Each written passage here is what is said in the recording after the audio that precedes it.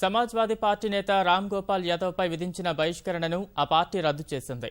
ఈ నిర్ణయం వెంటనే అమల్లోకి వస్తుందని ఓ లేఖలో ప్రకటించిన ఆ పార్టీ అధినేత ములాయం సింగ్, రామ్ గోపాల్ గతంలో కొనసాగిన బాధ్యతల్లోనే కొనసాగుతారని స్పష్టం చేశారు.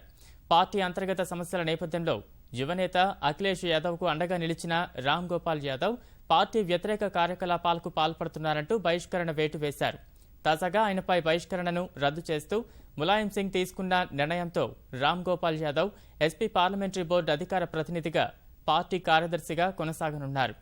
రాజ్యసభలోనూ పార్టీ పక్ష నేతగా కొనసాగుతారు. ములాయం నుంచి లేఖ వెలువడక ముందే రామ్ గోపాల్ యాదవ్ బుధవారం ప్రారంభమైన పార్లమెంట్ సమావేశాల్లో పెద్ద నోట్ల రద్దుపై సమాజ్వాదీ పార్టీ తరపున జరిగిన చర్చలో పాల్గొన్నారు.